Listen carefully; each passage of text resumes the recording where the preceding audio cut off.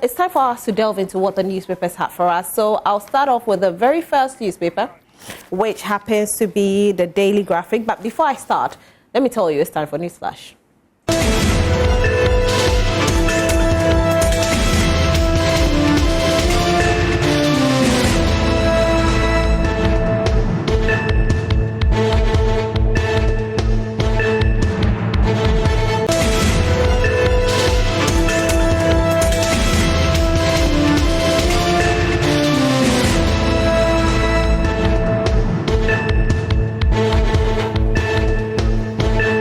I told you earlier, it's time for us to delve into what the newspapers have for us. I'll start off with the Daily Graphic newspaper.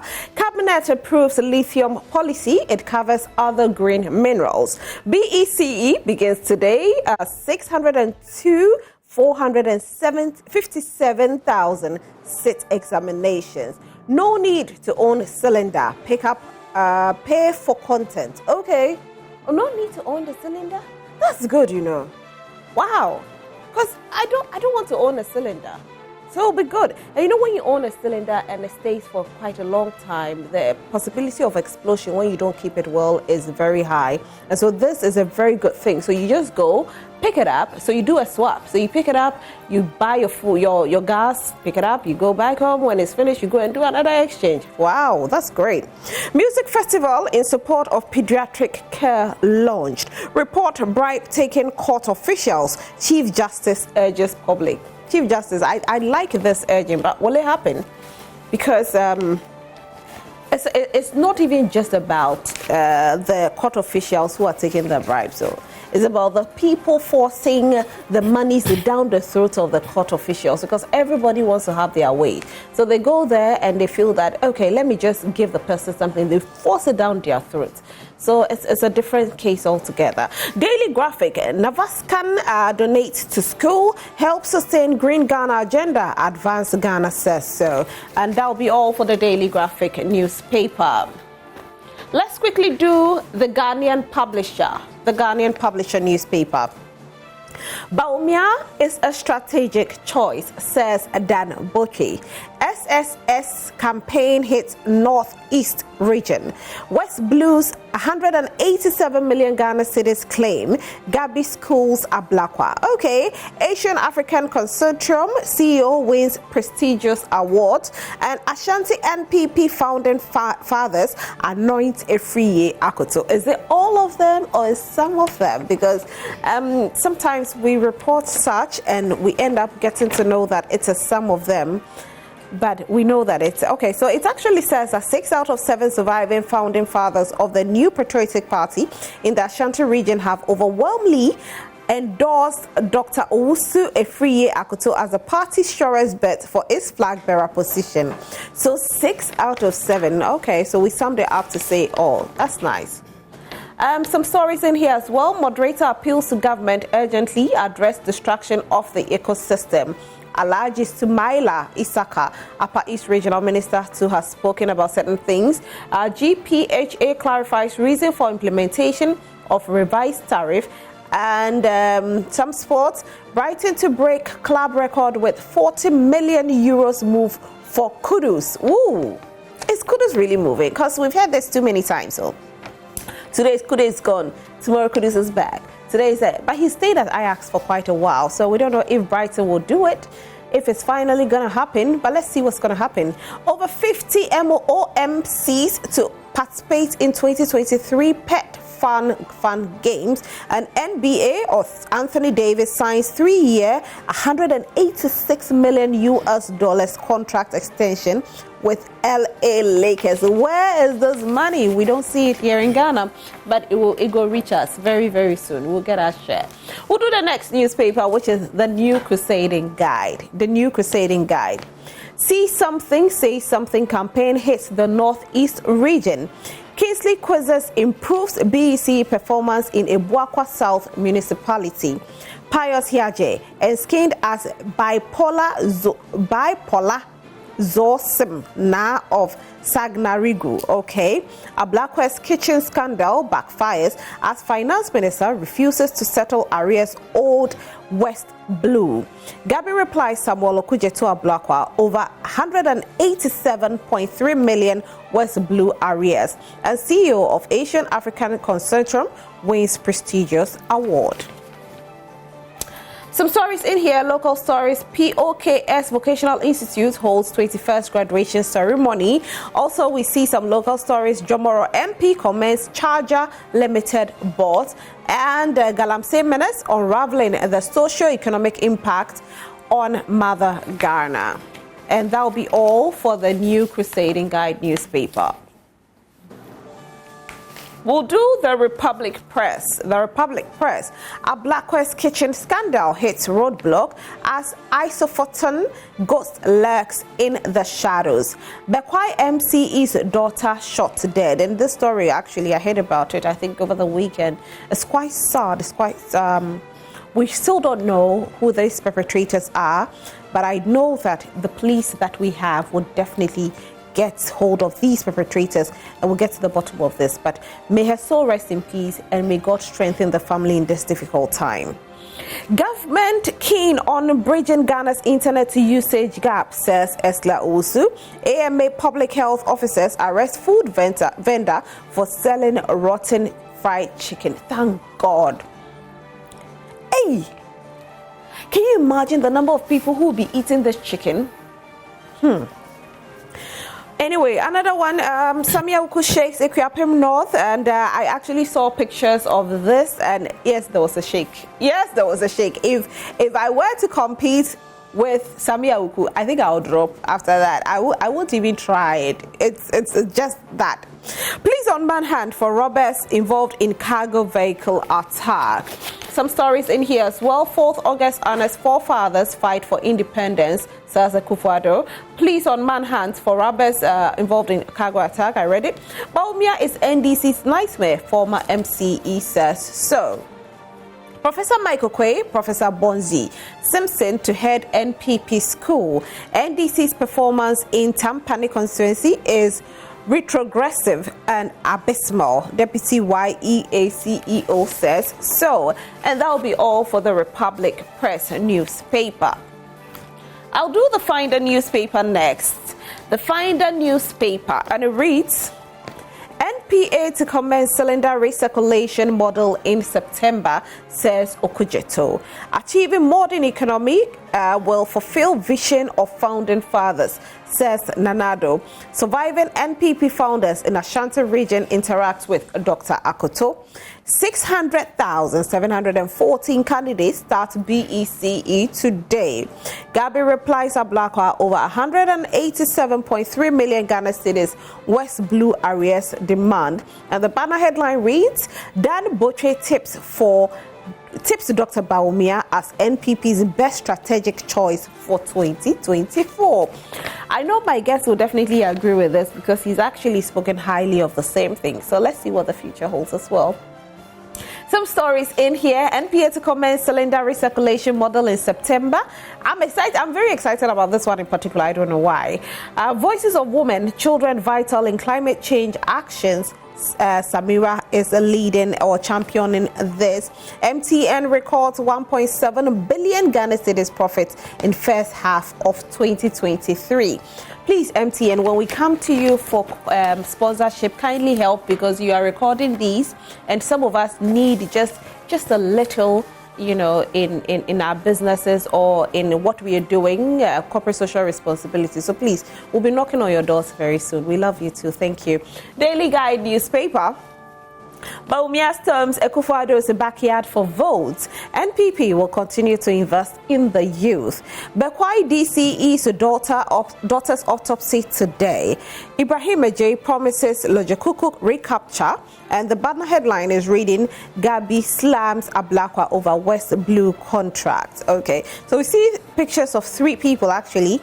You are thinking you see pictures of only 2, but 3 persons here. Gabi Oshridako, Valentina Menta, and Samuel Okujeto Ablakwa. Well, some entertainment stories in here as well. Yvonne Nelson advocates abstinence, sexual health awareness. All right. You didn't inform me about second wife, says Piti Dochi, and I actually watched that interview as well. I don't know how I felt about it, but you should go and listen to it too. And I don't know how you feel about it, but from a father to a son, I don't know. Celine Dion still battling stiff person syndrome, and it's quite a difficult time for Celine, and so we are praying that God will heal her very soon. Western region businesses receive Power Grant Awards, multi-choice outdoors Go TV Super Plus package. Cylinder recirculation starts in September, and MTN to unlock stakeholder value, says CEO. The backstory is GNPC boss rally support for least sponsored sports. Jomoro MP commends Charger Limited boss. Rose grabs gold at World Varsity Games, and Arsenal beats City to clinch Community Shield. Congratulations to Arsenal fans. I don't know if Manasseh is an Arsenal fan, but hey. Our final newspaper happens to be the Economy Times newspaper. Government records 6.3 billion Ghana cedis deficit for first half 2023.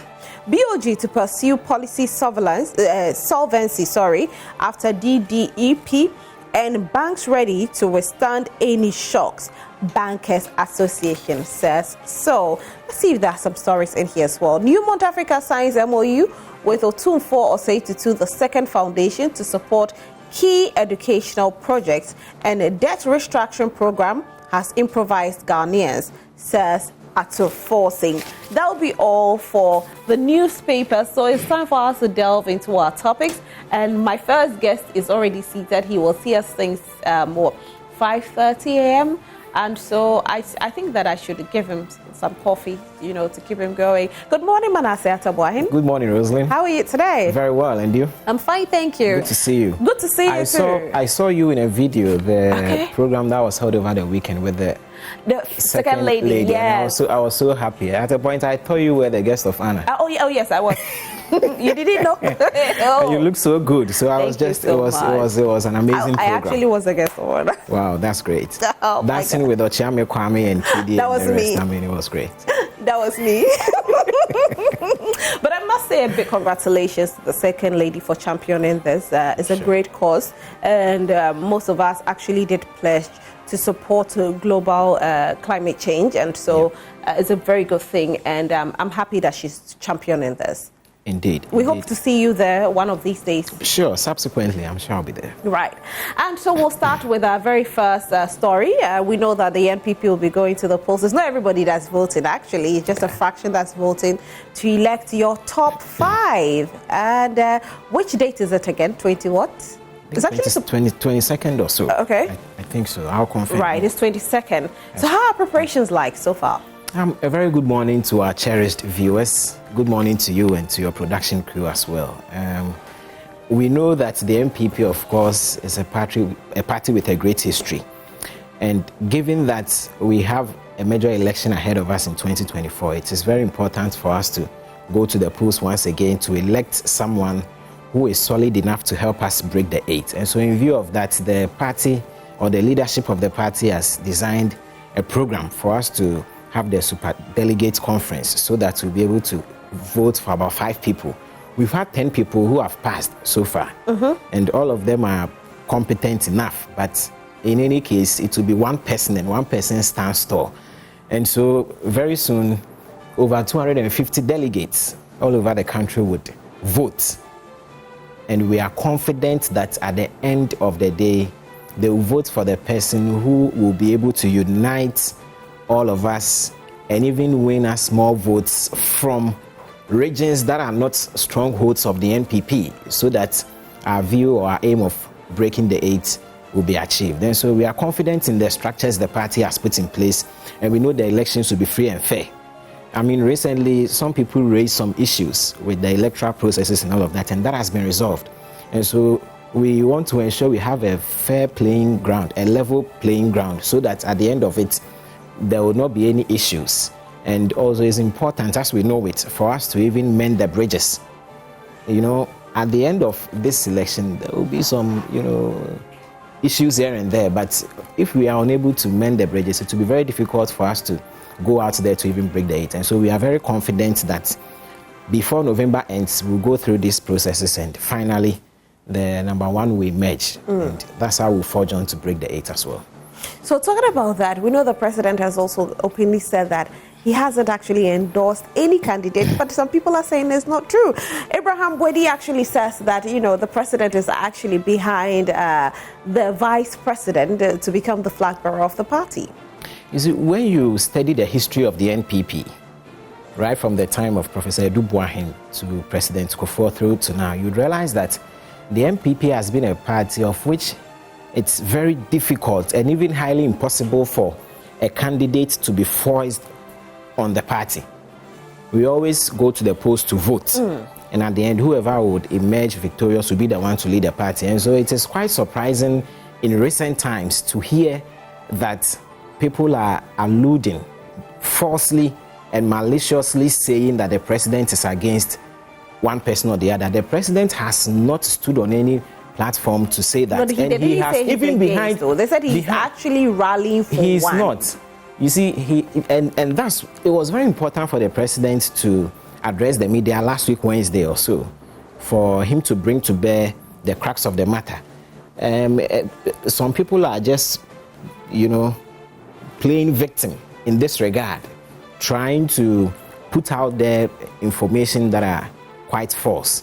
And so it's important for the president, as he did, to address everyone, to state categorically that it is not true that he is behind one person or the other. What he is ensuring is that all those who are filed, all 10 of them, should go to the polls. The over 250 delegates should vote. In any case, the president has just one vote as an ordinary party executive. And so it is not possible for him to force any candidate on anyone. That's why we hearing incidences like this, we are surprised. And it's also important for us to know that we have a lot of people in government today, even ministers, even MCs, DCs, who are not supporting the person who is said to have been supported by the president. We have the most respected Honorable Peter Mewo, who is supporting Alan. No one is fighting him for that. We have Honorable Sylvester, the English man from MP, who is also supporting Alan. He's the board chairman for Youth Start Initiative and others. No one is fighting him in cabinet. No one is fighting him. And so we even have the Deputy Minister for Finance. Must you fight somebody for supporting the person? So the issue, the impression has been created. Because we also see Samia who is leading or championing, of course, the Bawumia factor. So then nobody must be crucified because they're supporting anybody, right? Exactly, and that's the point the president is making. So we are all entitled to our choices. So that doesn't mean that the president should support one person?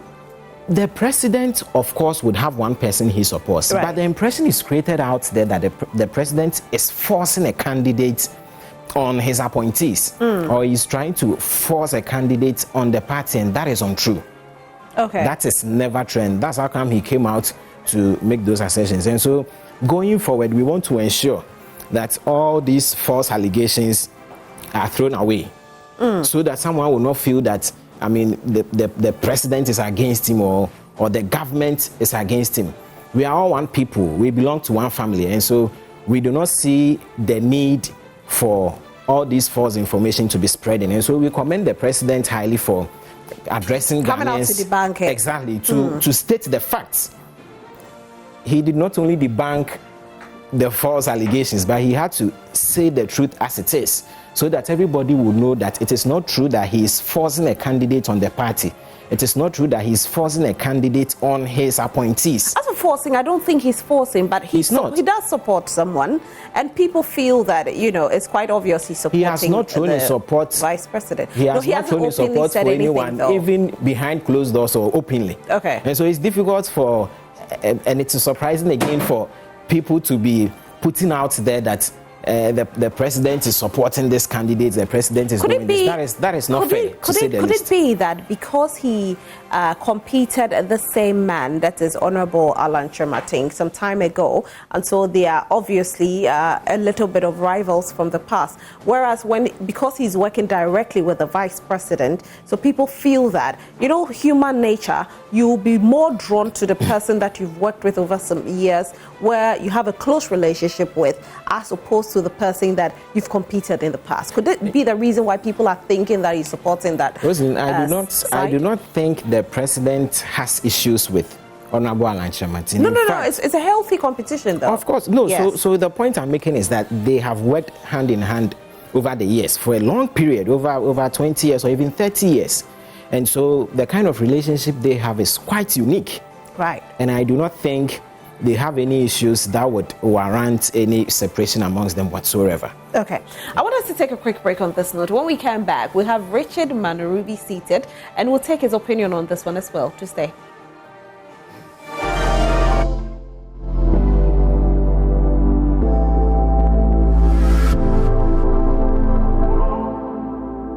Welcome to a new dispensation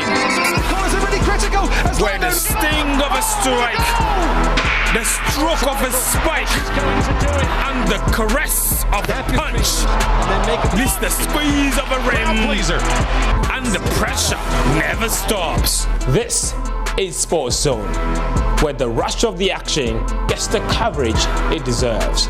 Every Monday at 9 p.m. only on Joy Prime.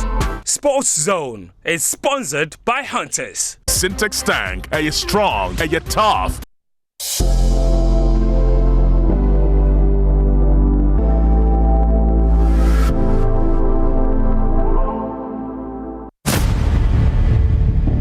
This is the biggest and most exciting culinary show in Ghana. 6 tertiary schools presents 3 students each to compete here in the kitchen night to night.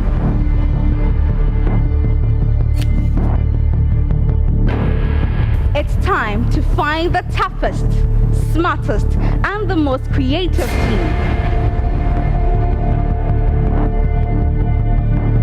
Which school will win the ultimate prize and earn the bragging rights as Ghana's tertiary schools with the best chef? Join me, Michelle Ejakum, and the judges, Chef Sam and Chef Tracy, as we discover the best team who will serve the most amazing cuisines. This is Big Chef Tertiary.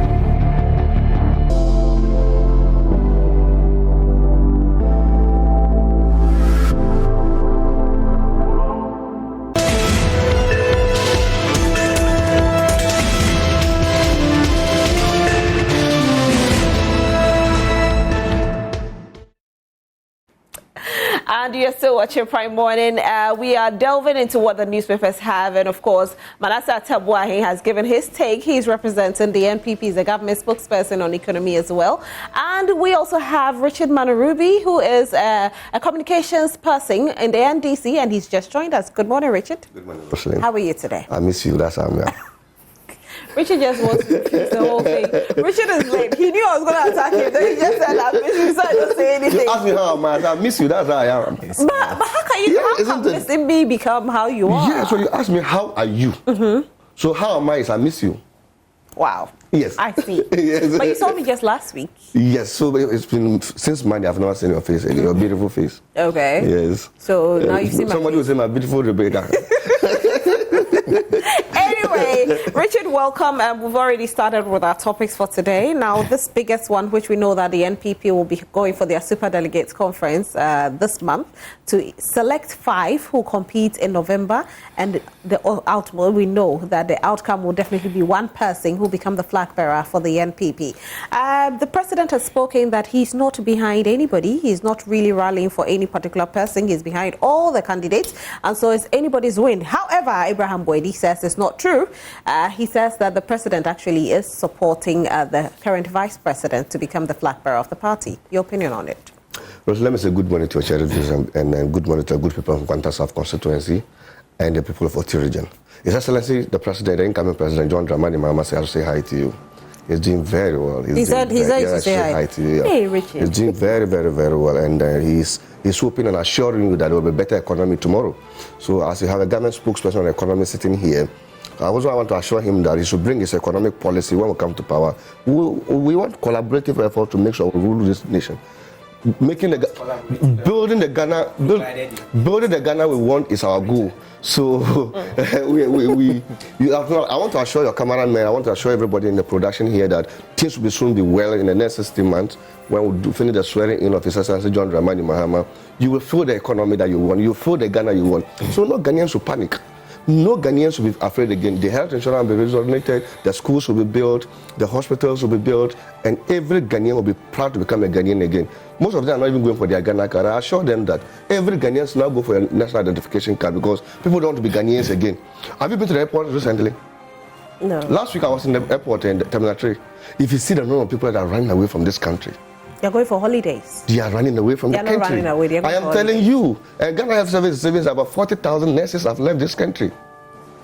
I am telling you, teachers are leaving, medicines are leaving, doctors are leaving, nurses are leaving. All right, let's Everybody's go to our topic, leaving the country. Richard. So if we have this kind of situation as a country, and I think that we should sit down and talk about the better policies and economic measures that will put in place than the president's.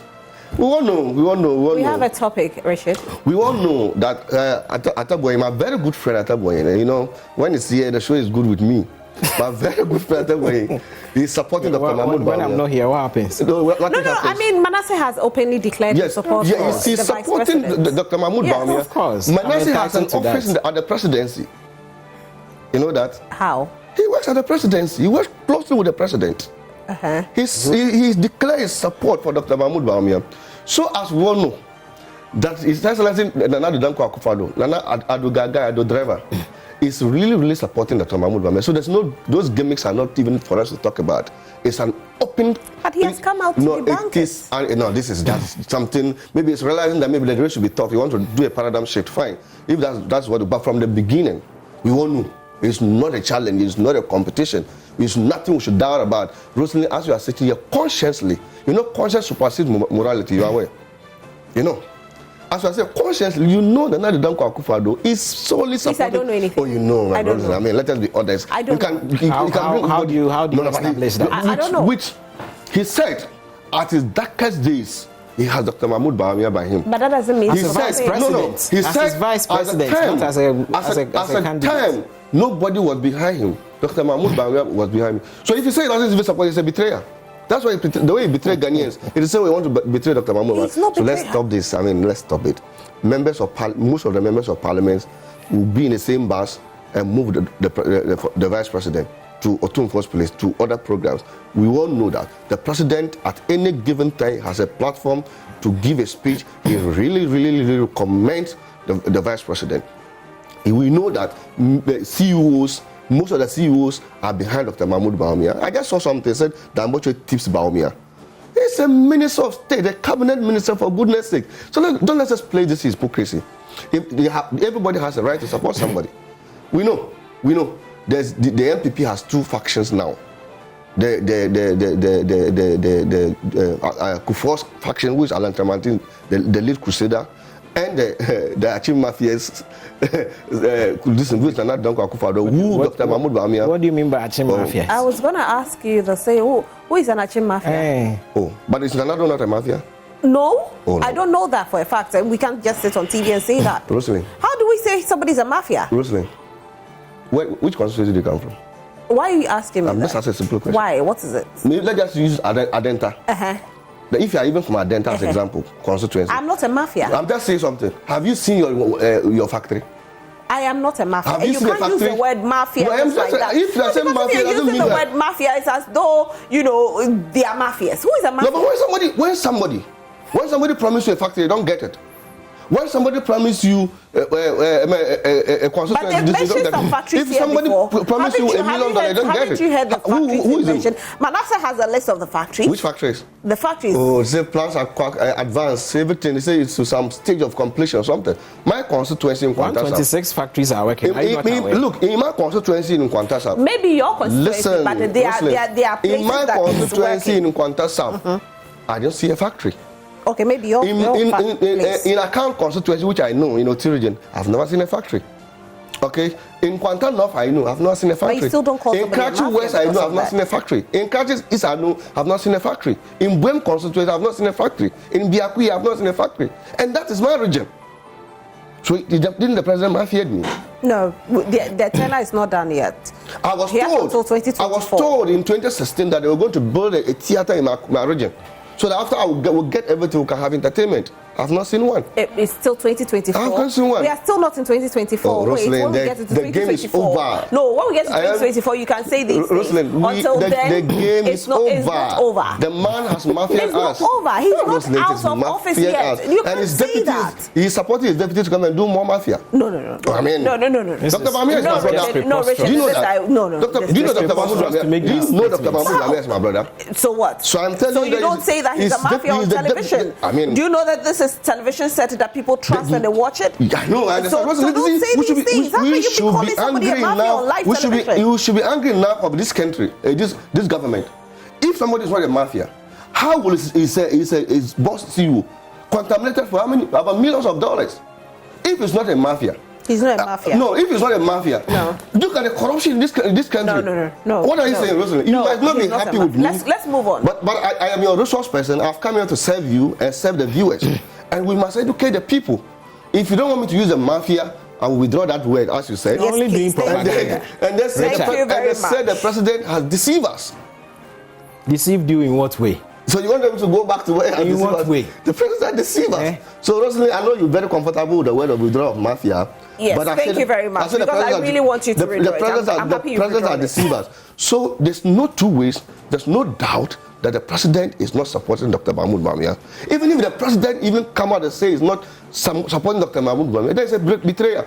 Because two of them is Bob Marley and we, you know. So they are very good friends. They are like shoe and socks. They've been working together. What kind of analogy are you drawing? So who is the Bob Marley? Where did you sleep? Who is the Bob Marley and who is the we? What kind of? Bob Marley, what is, we all know. No, I don't want to go there. I mean, I don't want to use you that. say Richard, that? please take us serious. All these kind of statements and analogies are off the board. No, I mean, take your time. Richard, Please, I mean, what do you mean by Bob Marley and we? Take your time. This is so, Rosalind, there's no two ways about it that the president does not support Dr. Mahmoud Bamia. Even the president, if the president even come out and say he doesn't support Dr. Mahmoud Bamia, then he has betrayed Dr. Bamia. I think that the president should openly come and tell us that he supports his vice president. He wants the vice president to be a flag bearer. I really support Dr. Bamia to be a flag bearer. You know that. Oh, you do? Yes, I do. Okay. Because we want everybody to know his level in this country, so that when we with him and John Dramani Mahama and the two Northerners meet at the field, we will know who is who. Well, so somebody actually did an analogy. Yes, so let me try and break it down to you. Yes. The person said that if Dr. Bawumia becomes a flag bearer of the NPP and competes John Dramani Mahama, then it means that in the north, your votes will be mixed up a little bit. No. It will trickle down because the people in the north will be obliged to vote for him because he's from that side, and so it will be divided. Do you agree? Yeah, I agree with the person, but that person that is also telling you, if you go to Wale Wale, when they said they were going to do a watermelon factory, and the people thought it was going to be job, and today there's no job in Wale Wale. If you go to Larbanga, and the people in Larbanga has gotten the you know the SS road where the Idana Ibrahim Mosque is. The SS road, you used to call SS road. That's the you used to call it Fufusu Sola road. You understand? And the people in Fufusu Sola know that President John Dramani Mahama came to construct their road. And you get to Damango and see the people in Damango realize that President John Dramani Mahama has built their hospital. Then when we go to Bunkubu or we go to Yoyo and you see that President John Dramani Mahama has built a community senior high school for them. And then they will see that what Dr. Bawumia has done. And you go to communities where Dr. Bawumia even come from, and they've not seen development. That's the decisions that people will take. Right. So it's not really about. I mean, it's a reality on the ground that. I mean, if you go to Baga, you see that the hospital is there. You go to you see the development there. You see the roads that President John Dramani Mahama has constructed in the northern region, the communities near high schools. So you don't think that it will actually divide your votes in the north at all? See, get to Lamose to Kani. People in Lamose and Kani never and ever saw a community senior high school. They used to go to Laura, or they will have to go to Babili or Hamley to get education. Today you go there, the people don't even travel anymore to go to school. So this is an analysis that people will make. It's not about this. So I would prefer that than maybe if Alan or Canada Japan is a flag bearer, that competition will not be there. You see, Right. that You want a keenly contested No, not a keenly. The reality of a chief win. Yes. You think Alan will give you a run for your money? Maybe the people in the northern you might give him a little consideration because they will not see the reality of the two brothers. Right. Yes. Oh, so they'll consider Alan more. They might. Okay. Yes, they might. Yes. But if you know the northern region, the territories, if you know the areas well. In the north, you will really, really, really feel pity as a northerner for the past 8 years. But if you also know the north very well, for the past 8 years with President John Dramani Mahama, with the little things you do, you'll be proud of the NDC and be proud of President John Dramani Mahama. So you're saying the NPP hasn't done anything there? Nothing. Okay. Let's continue with this one where Professor Odro has spoken. Professor Odro is speaking about, future educational policies, saying that it should focus on the rural areas more. And I'm bringing this because you have spoken about the fact that in the northern part of Ghana, there hasn't been much educational development there. And so let me start off with you, Manasseh, your take on it. Rosalind, so before that, I want to establish or say that the special electoral elections or college will be held on Saturday, 26th of August, 2023. Oh, Krumbeya Day. Krumbeya Day. So on Saturday, it will be held across the 16 regions. So the matter is that the people that are going to vote for the Super Delegate Congress cannot be bribed. You know that. So Krumbeya they can be bribed because CEOs, ministers of state, and then maybe MMDCs. Who is going to give who what? Anyway, yes. Of course, but it means sleepless night for some of us because we have to be monitoring till morning. Well, we are confident. We are confident that by the end, when they are done with the first 5 and going forward, the one who is best fit to unite the MPP will be elected, and I have no doubt in my mind that it will be the vice president. Okay. Let me say that it is true. You see, Richard was trying to circumvent. In fact, I'm not too sure what happened to him last night and even today, because the kind of words he's using this morning. I don't think Richard, do you understand mafia? Yeah, I know mafia very well. What is mafia? Go and read the Mafia Manager. No, what is mafia? Go and read the Mafia Do you know Manager. what? Do you know that mafia means criminal? Oh, it's not really criminal. It is. No, it's kingdomic. No. I mean, that's an element of criminality. So let me read the meaning of a mafia to you for you to know who a mafia is, so that when we are using these words and we are told on national television to watch it or to be mindful. It was a word I withdrew. Now, a mafia, you withdrew it, I understand. But I'm just telling people out there, an organized international body of criminals operating originally in Sicily and now especially in Italy. So that's it. Any organized group of criminals resembling the mafia in its way of operating, that is a mafia. Plural is mafias, so it's criminal gang.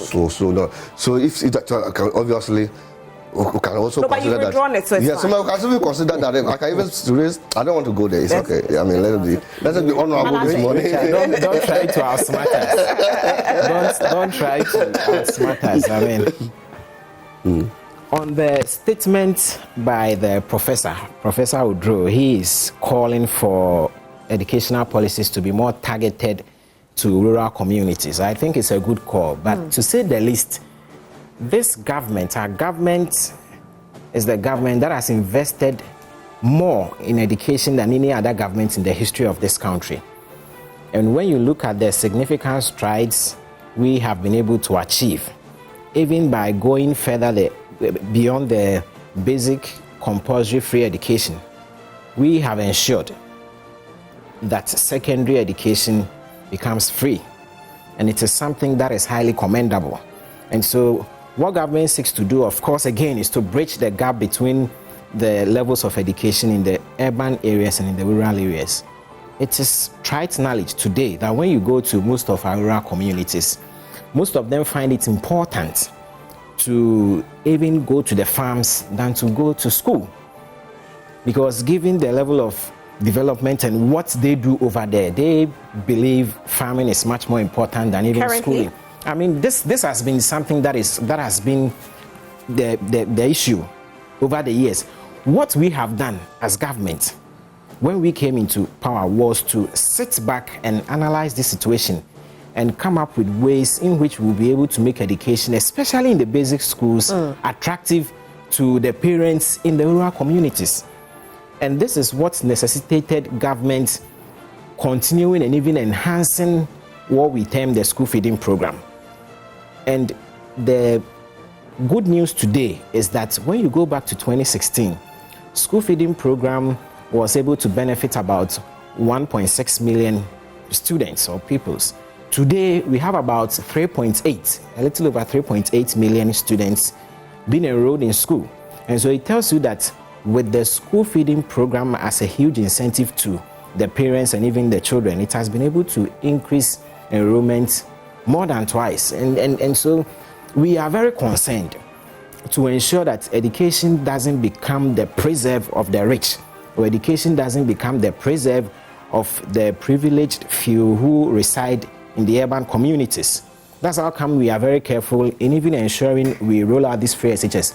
What government has done again is to ensure that students who even graduate from this BEC, and by the way, best wishes to those who are writing BEC today. I mean, I wrote mine 2 years ago. Oh wow, just 2 years ago. Then you've grown so fast. For you to write BEC 2 years ago and to be here is quite amazing. I don't know if you went through the 2 years ago, then of course you benefited from the free SHS, right? That's good. So you're a product. What government has done is to ensure that students who are full-time wouldn't have had the opportunity to be enrolled into most of these high-class secondary schools. You talk of Presec, Prempeh College, Opoku School, Pim, Fantiman, and the rest, now have access, because we have ensured that there is about 30 or even 40% enrollment from the rural schools, so that once you complete the junior high school system and you even make the average grade, or you make the best of grades, you would have the opportunity to roll over into most of these high-class schools. At one time, this privilege wasn't there. And so it is a good call once again. It's good for educational policies to be more centered and focused, especially in the rural areas. The good thing is that this government has been able to build so many schools in the rural areas. We have built a lot of classroom unit blocks across the country. And we believe that education indeed is the bedrock of the success of this country. That's how come we are not downplaying the human capital development in the form of the kind of education and training we give to our students or to the future generation of this country. That's how come we are concerned, one, with ensuring that through school feeding program we'll be able to increase the enrollment in the various schools. But we've seen the challenges with school feeding program, Indeed. Because so, for a while, even the caterers were complaining, monies were not coming. Now the kind of money, paid. I understand, but you know what, we keep on hammering on the school feeding program. We know the challenges school feeding program has encountered in the past probably 2-3 years. Of course. And even when we speak highly of it, the school feeding program, we know so many students who had to drop out of school because there was no food. And so we know that you are trying, but when we speak about it like this, is as though it's the biggest success of them all. No, indeed, when you look at the demands on government, the demands of government far outweigh the resource basket government has at its disposal. And so every now and then, it becomes very difficult for government to be able to meet all these demands. However, in spite of all these challenges, government has prioritized education. That's how come even with the recently secured IMF program, as part of the ways we would disburse or even use the funds, it was strictly enshrined in there that part of the money should go into our social protection policies, most especially to ensure that the school feeding program is upheld, and also to ensure that we are able to increase the amount of monies we pay to caterers to ensure the sustainability of the program. And so we are not saying we have 100% in that regard, but it is one project that is really on the heart and mind of government. The president is very much concerned about it.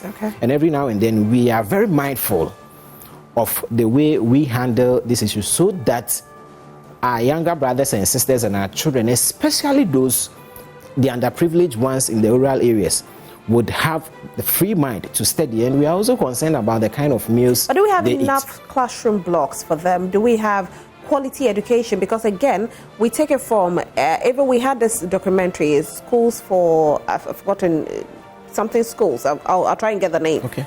Ghana's Schools of Shame, and it was a documentary by Joy News, where we saw these children in rural areas who don't have access to even classroom desk. They don't have even quality teachers, because the teachers, when they are posted there, they say they don't have places to live, so they leave. Some of these children have to walk for like 2 hours before they get to school. So what are we doing about that? Is it just about the feeding? But is there anything that can actually be done as well to try to get these children in classroom? Because if I'm living 2 hours away and I have to walk for 2 hours, for crying out loud, I'll go to my backyard and farm. Of course. I mean, over the years, we've had incidences of this nature. And again, this government has been very meticulous and careful, especially when it comes to educational infrastructure.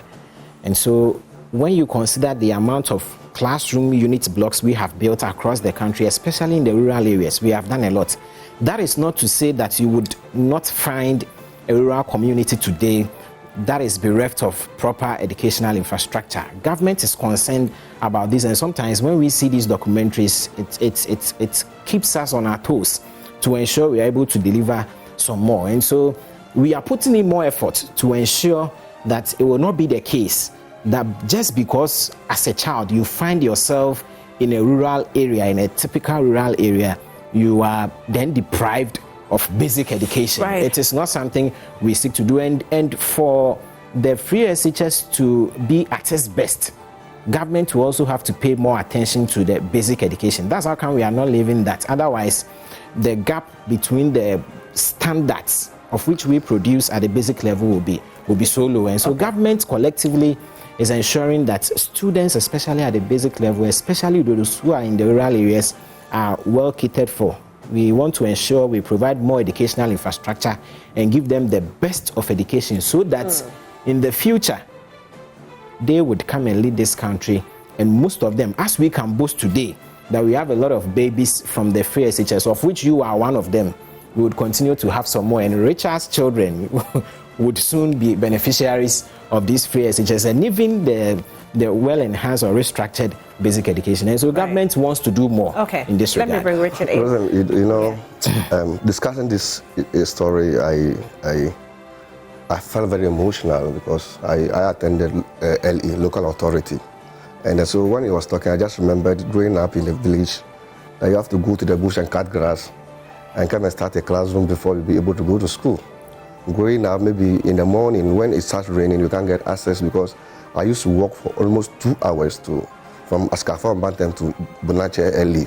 Coming home, and then you see the situation that we started our education. I nearly wept when he was discussing. Maybe he attended Montessori Academy. Who told you? So maybe those who attended local authority, they used to be LE, will tell you the story. And I think that the core Prof is making, it's very, very, very important to us. It's very, very, it's not a matter of joke.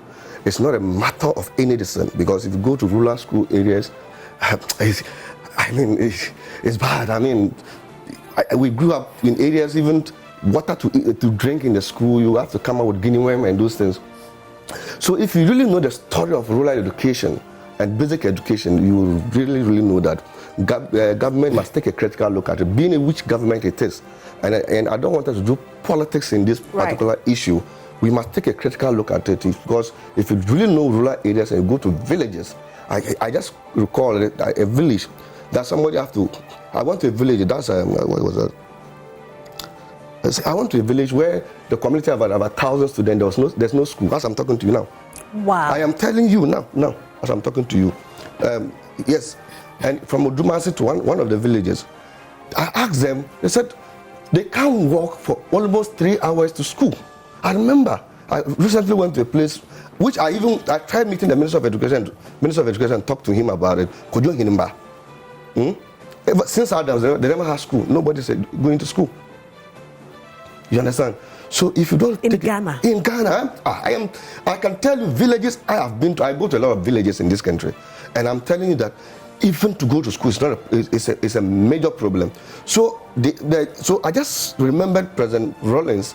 It used to be in a village. It used to be communal labor to build up schools. That's what we were doing. We have to go and cut grass, cut sticks, and come and erect a hut so that we'll be able to go to school. Then you not even if every Sunday you have to go back to the distance and use this torch, the torch battery. I don't know if, because maybe people have lived in electricity much, use the torch battery to paint your blackboard, and I mean, it's terrible. So President Rawlings came out. Even in Accra, some schools still do. President that. Rawlings came out with this pavilion program. I don't know whether you saw it. President Rawlings came out with this pavilion program. Then it was that we started having appetite in school, because people didn't want to go to school because they didn't see the importance in going to school, because there was no motivation. There's nothing to show up the education is better. All they know is that even sometimes they said that it was the lazy ones that go to school. Those that don't want to go to farm, those that want to go to fishing communities, those that doesn't want to fish, that will go to. So President Rawlings started that program, and kudos to President Kufuor. He also did his best by the improving the educational sector a little bit. And then President Mills, may so rest in peace, came out with this schools and the trades program. I think even play, as you were saying, the documentary, when even the running mate, the Vice President Baumia went to Kwesi. Remember that story? I think it was Joy FM that Kwesi, where students were lying on their Joy News, that students were lying on their their stomach, because teachers don't even want to go there. We just showed some images. Yes, even there as well. I remember just Joy News recently even played a documentary. That's some in Pandai district, where even no teacher wanted to go there. So take a look at these pictures. Yes. These are children in classrooms. And this is how they have to write their notes. So this is the situation we find ourselves. This is how we're also brought up. So it's emotional discussing this issue. So President Mo also started these schools and the trees, and then President John Dramani Mahama came. President Kufuor did something that I really appreciate with the Danida, and then the span. I think it was the school feeding program thing. Yeah. He was this research that did all over Africa, and they choose about 14 countries. You see, that thing is not really political, but people are taking it politically. About 14, let's choose. So President Kufuor started with this modular form of a school feeding program by choosing 2 schools in every district to see how it will motivate students to be able to attend classes and go to school. It works, and when President Mills came, we were able to improve it to most of the schools. And before we left, we were almost done with 70% of schools in the country. And then we improved the meal. So that's why we brought these chef coordinators in the senior GSS, the Ghana Education Service. So the chef coordinators will be able to monitor the meals the student will take. Then we improve. I think it was 50 pesos per meal, and we're able to do it up to, I think, 1 cedi 50 pesos. But this government did only 20 pesos. Up to 1 cedi 50 pesos. When was that? I don't have the figure, but I know it's not true. No, I mean, I just you never did 1 cedi 50 pesos. Oh, please, Richard. No. I know. Because I really followed this particular day, but we came to improve.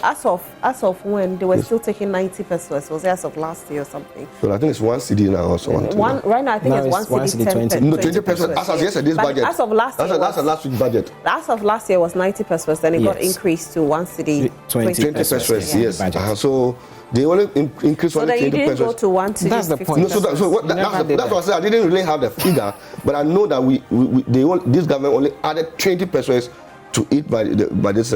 So we started improving that. So we also looked at that big building that we look at building the secondary education too. So it used to be SS. You attended SSS. I remember. Yeah, I even did. I remember 1999. I wrote my AE just last year. I remember 1999 when you were writing BEC. Please, I didn't. I wrote my BEC like that. Richard, I didn't write BEC like that. I wrote my BEC 2 years ago. So it is very important because successful governments have done a little about the rural education, and I think that what we have to do is also take a critical look at it. We shouldn't be political and sitting here and say this government have done, this government, because you're also living in Accra, in Kumasi, enjoying yourself. You don't know what is happening in Bonache. You don't know what's happening in Lajakura. Damba, you are talking about, I've been there before, I've stayed there before in Kwanta and all those places. You don't know what is happening in Potripo. You don't know what is happening in those places. I've been there before. I mean, we quite understand. We understand. It's a really serious problem that the core prof is making. We'll look at it. But I think that the next NDC and the new NDC has a plan. What we're trying to do, we want to now move the education to the doorstep of every ordinary person. And that's why we started the senior high, community senior high school term. So we're going to improve it. We'll look at it critically. And I think that our manifesto team will also take this into consideration. And then we will look at it critically. The new NDC will make sure that we eradicate. You know, when you have education, you have health, you have agriculture, you know that. And so when you have health and agriculture, you have healthy life. You know that. So we will look at it, and then we have plans, and I know critically it's a serious problem. And Kujatra Ablakwa, who has been the Minister of Education, who has done better. You remember the BEC, those BEC people, a lot of children feel that we have the receipt system. That when you fail and you don't even meet the criteria of going to school, you have to go and receipt. And then we do that. So the next, and the incoming Vice President, Prof. J. Nana Opoku-Agyeman, has been in the Ministry of Education. Are you still going with her as a... certainly, for where I sit, I don't see why we should change her. Okay. Yeah. Right. Will you be disappointed if she's changed? Very. Why? Why do you want to man a woman to go and run the presidency? Okay. That's what you prefer? Yes. Right. Yeah. Right. For the woman empowerment, I think we are also certainly, advocating for same. Really, really serious position. We are all advocating for same. That is why the other day I wept in one of the radio stations. I really, really wept when I believe women are very good to do, but women are rather keeping money in their house without improving the economy. What has that got to do with what we are discussing? So I'm just telling you. So you want to weep right now? That story is a terrible story. I don't want to talk about it. Anyway, we move on. The economic recovery. It's premature to claim victory. Furiata has been cautioned. We know that the finance minister has said that we are on, a good path actually, and so we shouldn't worry at all. IMF money is here. The CD to the dollar ratio is stabilizing. Of course, things are getting better, and so he's saying everything is okay. But the opposition says that it's too early to claim victory. And I say, what we are saying is that, given the macroeconomic indicators we had late last year or in Q4 last year, and today we have seen significant improvements. And so the finance minister, when he was delivering the mid-year budget review, made a true and a factual statement that we have turned the corner. We have turned the corner because the prices of fuel late last year, in fact, price of diesel per liter was almost 24 cedis, but today it's around 12 cedis. The price of petrol, which shot up to about 20 cedis per liter late last year, today is around 12 Ghana cedis. The exchange rate, the dollar was just about 16 cedis. You have to pay 16 cedis for just $1. November last year, today you pay around 10 cedis, 11 cedis. And so what we are saying is that... where are you getting your figures from? We paid almost 20 cedis for fuel per liter. Yes, petrol. And now it's how much? Now it's around 12, 13 cedis, isn't it? Per liter. Oh, just yesterday, Shell, you see 12.99. Yes. So isn't it 12, 13? We didn't get almost 20. And I think the highest was petrol. Yes, you have to 18. check. Diesel shot as high as 23 cedis per liter. Well, like here, petrol came to 18. almost 20 it was cedis. 18, you can right? check. It was 18 something. It got to almost 20. Okay. You can check. All right. But what we are saying is that we are not saying we have a perfect situation. What we are saying is that, given that the macroeconomic indicators peaked late last year, and today we are seeing reduction in fuel prices, we are seeing a reduction in the exchange rate and some stability in our Ghana cedi. And today, inflation itself is dropping marginally, even though between April and May, we had some marginal increase, but it was just by 0.5%.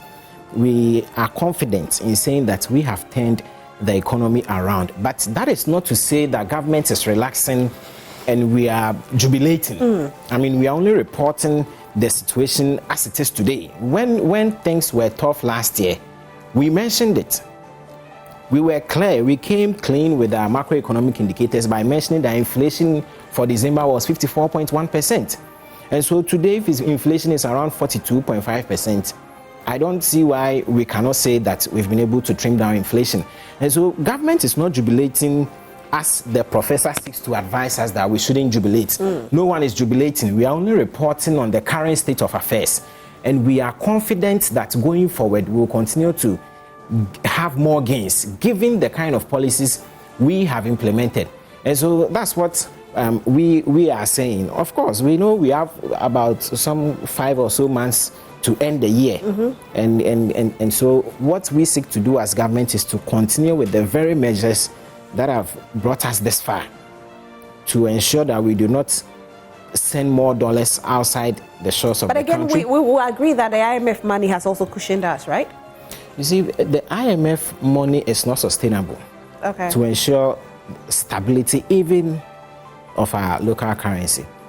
Indeed, it has played a little role, but one key thing that has played a good role again has to do with the gold for oil policy, because at one time the Bank of Ghana had to provide between $400 and $450 million per month, every month, so that the bulk distribution companies would be able to import fuel. But now we don't do that again. But this gold for oil policy, when will it be transparent? Ghanaians don't know how much gold is sent out there for what quantity of oil. The policy had always been transparent. There is nothing government is hiding. I remember Bank of Ghana and even BOST came up with some figures for us to know the volumes of gold we used to exchange. And so I do not see... Yes, there is nothing shredded in secrecy in this nobody's saying it's secret.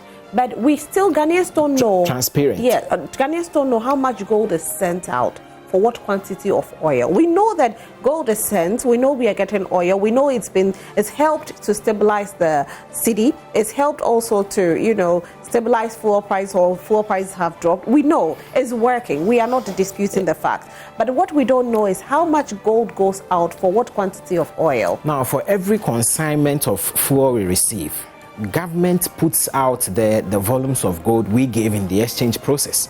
So when you go back and you check, even with Bank of Ghana... You have the figures? You have some of them? I'll have to go back and check. Yeah, so for every consignment, we quantify that. So let's say, for example, the first one, about $40 million. Then we say that because this fuel is worth $40 million, we exchange this with gold worth $40 million. And we have provided this update every now and then. Then again, we have the Right to Information Act, which is a law. Yeah. So every Ghanaian has the right. You can demand for the figures, the amount of gold we have used in all these transactions thus far. And so government has nothing to hide in this regard. What government seeks to ensure, one, is to ensure we're able to stabilize our currency. Because the more the price of dollar upticks, the more we destroy our economy and the more it becomes difficult for us to even trade in country. And so government seeks to ensure that we do not export more dollars out of the country, so that by that we'll be able to stabilize our economy. And that's how come in the recent months, even in this year, we've not had a lot of fuel price increases. What about trading within in dollars? Because when you look at rental, buying of properties in Ghana here, some people are quoting dollars. What is the government doing about it? A typical example is our housing, the affordable housing that's supposed to be built.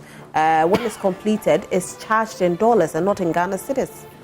When you look at the role of the Bank of Ghana, in fact, we have some financial rules in country that prohibits pricing in dollars and doing business even in foreign currency. Pricing in dollars? Now, the reason why government is pricing in dollars is to give a fair idea of the value or the worth of the units per housing when the project is done. You see, when you price it in cedis, because of the volatility or the fluctuations involved in our currency, it makes it difficult for you to price in Ghana cedis. So, for example, if you mention last year, for example, if you mention that, let's say, a unit is going for 50,000, you cannot mention that today.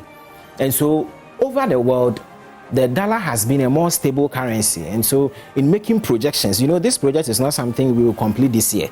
And so, it is not possible for government to price these projects in cedis. Otherwise, government will be at loss. You price 50,000 today, then tomorrow, because there is fluctuation or depreciation, it makes it difficult for you to come back and change. Ghanaians went to the polls to vote because we were promised to have a stable city. We were promised that the city is going to be strengthened. And now we are being told that our city is not strong enough, that even as of next year, we might see the city depreciating. And so we have to price in dollar because we don't know if the city will depreciate or not. But we trusted you. you to stabilize the city for you. We trusted you to make the city strong, and that is why we voted for you into power. Of course. So on the city stability, in fact, in 2020, the city was adjudged one of the best performing currency against the US dollar. The rate of depreciation was very low. Now, in 2022, the city saw about some 50% depreciation. And there were a number of factors: credit rating downgrades, the US currency itself gaining more stability and becoming quite strong. And you see, the moment the US currency becomes strong, every other economy, you would see people investing in US securities. And so there will be capital inflow reversal. People will be moving their resources out of your country to go and buy securities denominated in US dollars. And so there were a number of factors that accounted for the cedi depreciation, together with the externalities or the external shocks that happened across the world. Now, in this year, we've been able to make some gains. In fact, Bloomberg reported that, I think about a month or two ago, that the cedi as at then was one of the best performing currencies against the US dollar again. And so when it comes to you see, it becomes difficult. The point I'm making is that government is putting more effort to ensure that we have stability. That's how come the same dollar that was 16 cedi last year, December, today is around 11 cedi, 12 cedi. Now, what we seek to do in terms of the pricing is that because of the fluctuations in our currency, it is important for you to use the international currency denominated for trade, so that you do not lose significantly in this regard. Because if you price the housing unit today, we are even about to begin, and if you make a determination today that when we are done with the housing unit, let's say a unit would cost 80,000 Ghana cedis, and by the time you are through, given the cost of building materials and everything, you then come again to change it, there will be issues. And so using the dollar as a standardization is not out of practice.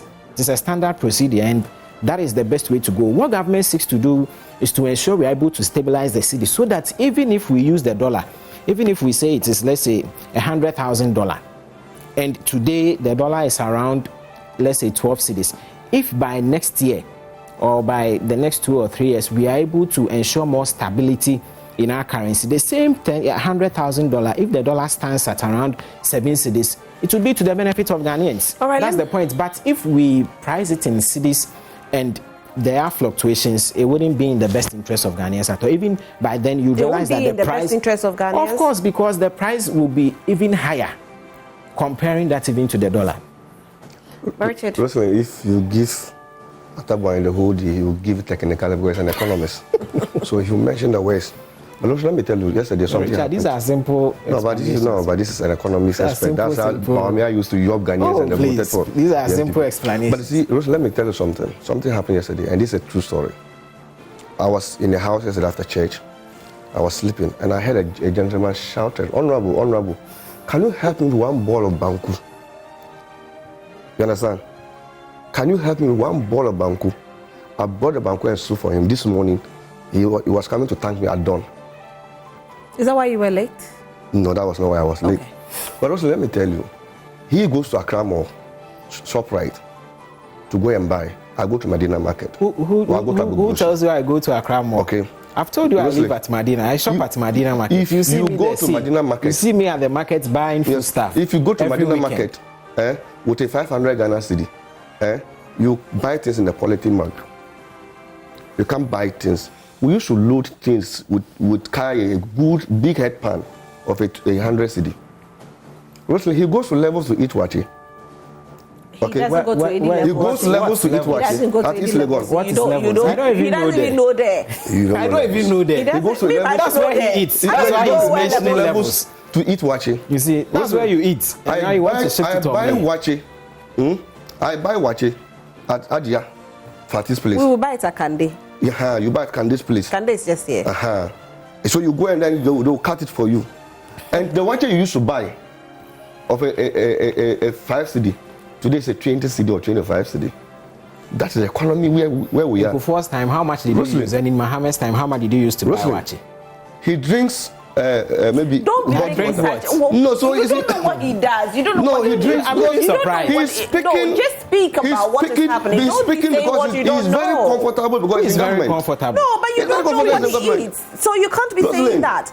Has he invited you to his home? Have I'm you seen even what he surprised. eats? No, but I You know go out him, he's with my him? friend. No, but you can't Yes, say have those we things sat out because to you don't meet know. Rosalie, he Anyway, takes continue. both. I take I take what? I take trotro. If you don't know, every morning I take trotro. You should tell you, if you drink trotro in the morning, and you hear the frustrations in the people, these are the sort of economy we are living in. Today It's I not was in a trotro celebrated and they were season. even happy because we do not see fluctuations in the prices of When we were transport. talking, I kept quiet. I didn't Today, talk. that is it. So Rosalie, speak to the issues and An stop all ordinary this person propaganda. whose Richard. stuff used to flow 7 days, today it flows 5 days. You have to go and buy water more. Times are really, really hard. If you come to tell us the CD and the frustration and the indications and whatever it is, if the stabilization of the CD, how much is the CD to dollar now? You promise us. You promise us that you are going to, you have locked the dollar and kept the key to the IGP. I don't know whether the CD has escaped jail. You see, let's just deal with the ordinary person, what is failing. Go to blue kiosks. Maybe he goes to It doesn't go anywhere. Go to blue kiosks. The blue kiosks women that are selling drinks, they have a very big notebook. Because of frustration, the young men go to buy drinks and they write their names thinking tomorrow it will be paid. The Okada I brought today, when I got here, I said, oh boss, help me, give me job. I said, oh, what's your background? He said, you hold a master's. Yes, he hold a master's. He has no job. Okada rider. Okada rider. He has no job. On the street, when you go to the street, see all these beautiful girls selling tiger nut and those things on the street there. You like tiger nuts? Yeah, I like tiger nut. It's good because where I come from, we produce a lot of tiger nut. Ask them. They were working either teller 1, teller 2 in any of the banks. It's collapsed. They have no job. They are on the streets. Richard. I am telling you, if you join an Uber or Bolt, ask the person well, talk to the person well, you will realize that he was an accountant or he was a relationship officer in a bank. Well, if you talk about the Bolt drivers, I have had experience. But tell me the tiger nut sellers were. What are you saying? No job for them again. The banks are collapsed. What deliberate effort did you put in place to create jobs for people? These are the issues we are talking about. Early morning, you are a media person. Early morning, when you finish your show, you finish by 8. Just walk. I finish at 10. But 10, go to any of the nearest drinking spots. Young boys are drunk, sleeping there because they are frustrated. Did you create job opportunities for them when you were in government? This is the situation we are talking about. Richard, did you create employment for them when you were in government? Go and see. You didn't. Go to the court and the police station and see the number of visa fraud that happens. The young men want to run away from the country. So are you saying that the economy is not stabilizing? Is that economy, is it stabilized for you? But if we I am telling you what is happening in the village. Don't forget people sitting in Kempiski and moving pick talking to you. Who is thinking? He sits in Kempiski. I'm sitting at Madina or Mokola talking to you. Who sits at Kempiski and moving? So this is the reality. People are even evading tax because they don't even know the essence of paying tax. But Richard, we will agree that the cedi to the dollar ratio has stabilized. It's gone down and it's stabilized. Oh, When we compare, so you have to go and look for 12 cedi. Wait. You have to go and look for 12 cedi and buy $1. We all know that it shot so high. The prices of goods on the market were so high.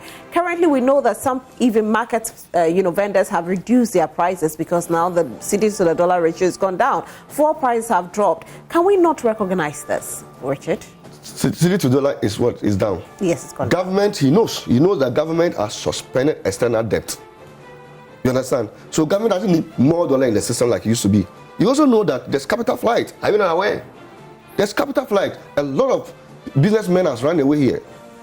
So who needs dollar? So there's capital flight. Everybody has moved away. Flight, it should tell you that we'll be suffering from the currency. No, businesses are Richard, you understand? You understand well. If there's capital flight, we'll be having challenges with our currency. Businessmen have to move. Wait. If you talk about capital flight, yes. We all know that businessmen in Ghana, when they do the businesses, that's when our cedi strengthens. Because when there's capital flight, then it means that monies are not circulating. It means that we don't have enough cedi in the system, and so our cedi rather will drop with capital flight. Exactly. So this is what happens when the businessmen moved. Have you realized game? Have you seen game? When the businessmen moved, what happened? No, see, have you realized that? When was last I went to the mall? Game moved long time ago. It wasn't just here. It wasn't just in Ghana. Other countries, they did it with other countries. Game moved. Have you realized ShopRite move? ShopRite hasn't moved. ShopRite is still there. Go to Accra Mall. Go to Accra Mall. What are you talking about? Richard, only propaganda. Shop and Save, not ShopRite. Sorry. Where? Shop and Save. Shop and Save. Okay, yes. They also moved last year or 2 years ago or something. So many of business guys has moved out of this country. So you don't need dollar for anything. No, but anyway. And the government has suspended extended payment of debt, you know. But you know about China Mall so also, right? You don't struggle to get dollar. You know about China Mall. You know about Palace expanding. You know about Melcom expanding as well. Oh, Palace expanding. What is Palace doing? Palace is also expanding on I think it's about Deco. They only expanded Deco just around. I know the area. But is it still tells you it's only about China, Deco. Deco. China Mall they've expanded only Deco. The new expansion they are doing at East Legon is basically for Deco. How about the one at Atomic? Getting to Medina. Is that one only about Deco? Melcom's expansions. I've not seen Melcom's expansion. You haven't? No, I've not. Melcom now has more than 2 branches in East Legon. They have a branch at Lakeside Estate. They have a branch at Nana Krom. All these expansions Medina we have seen. And everywhere. And how many people are there? Even one at Adenta. They say you the same labor. What are you saying? I'm telling you, so there will be a lot of space. Richard, there's on people people. Please. I'm telling you. Same labor how? They use the same labor. One person be at 2 places at the same time. So they use the same labor. So there's stress on labor. So that's why even remind you on this thing. 10 locations at the same time. So that's why we are saying that. Richard, do you know the NDC have a program truth, please. That we're going to move the labor to labor authority, so that we'll make sure we take critical look at recruitment into private sectors and public sectors. That has been a major problem. People working in those areas, they will tell you how stressful they are. It's also bad for their health. So if economy is good for you, me and maybe Akpache or somebody in Zongo Junction or in maybe Lakeside or maybe Libya Quarters knows how we are really suffering. So I don't blame him because of where he sits, he feels comfortable. But also you and I, we know. We know where we are. Anyway, Richard, you are just making a mockery of yourself. Let's quickly round up our conversation with this particular topic, where Council of State has rejected NDC's demand for the review of their new EC members.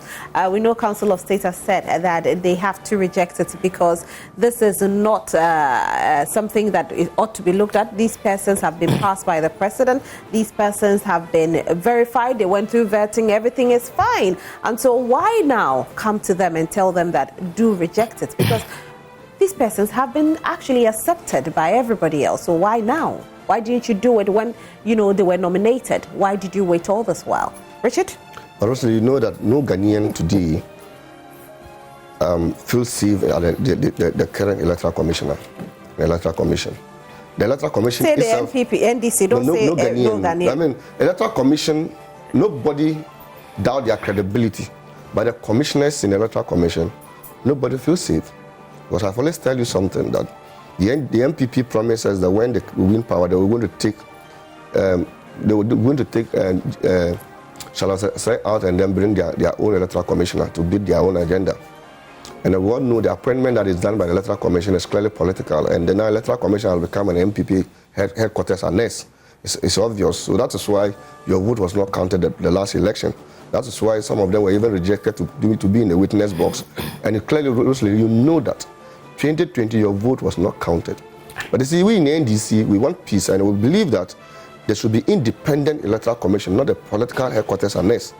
And that is our listen. So if Council of State... But who started it? You started it. Started what? You gave a boss who is actually an NDC member. Who? Charlotte Osei? Charlotte Osei never been an NDC. Who said? Charlotte Osei? No. Charlotte Osei wanted to even become a member of parliament for the NDC. Let us not pretend as if we don't know. We all know Richard Madariki. We know that Charlotte wanted to become a member of parliament on the ticket of the NDC. Which constituency? I'll get it for you, but we know. We saw her flyers. That was before. That was Photoshop. Richard, stop. Richard, don't do that. Those things were Photoshopping. I mean, please, they were true. What is Photoshopping? If you look at the current appointment of the electoral commission, is clearly the MPP members that are there. But I would believe that we have to have an independent electoral commission so that every Ghanaian will have hope in our electoral system. So if Council of State said they reject it, I mean, I don't want to go far about it. I think that the leadership of the party will talk about this very soon, because it's clearly becoming unbecoming. Also, you know that members of the MPP are in the Electoral Commission. We are aware. People who were even working in the party headquarters are in the Electoral Commission. So we are saying that let's review it, give it to an independent people, like how Afarajan was, how Salat Hossein was very independent, not political, very, very, very decent, and so let me just use the word, very, very independent and very reliable, and that is why both NDC and MPP were able to run elections, and very peaceful elections. But the way the Electoral Commission is going about things, the way we are all suspecting their act of doing things is becoming unbecoming. So that is our view. But if you are saying that the president has passed, then the president himself did that for his own favor, and the Council of States rejecting it. Who appointed the Council of States? Apart from the regional elections that they did, the president have appointed them. So it's been political, and they want to keep it political. But we want to assure every Ghanaian that we're going to vote in 2024 elections that their vote will be counted. We will make sure every vote will be counted. That's what we are calling. That the next election that we're going to do, and the new NDC that is coming, is a collaborative effort. It's a communal labor. So that is why we want to build the Ghana we want. So when you finish voting, just be at the polling station. Let us all count it together. So when we count it together, then we'll look at it. Okay. Yeah. You see, it is very surprising when you find members of the NDC bastardizing the EC. Richard Citian says that people's votes were not counted in 2020. And you speak ill of the EC, the same EC that supervised the Asin North by-election. The same election, your candidate won. Please. You see, so that is a test round. We use as a test round. When it favors them, they take pictures and they sing praises of the EC. Same with the Supreme Court. But when it doesn't go in their favor, you find them insulting, castigating, and bastardizing them. I think this is unfair. I think it is unfair. And you see, use it is as a test run of our vigilance, and it worked for us. Okay. It is not. So are you by that, Richard? Are you by that saying that in the 2020 election you were not vigilant? You were not vigilant. You couldn't even collect your own results. Do you collect your results as soon of? You couldn't even collect your own results. But when you people talk about 2020, and we sit here and blame the EC for these things. We were able to do that, and at a point we were losing. We even came out to congratulate him. Which one?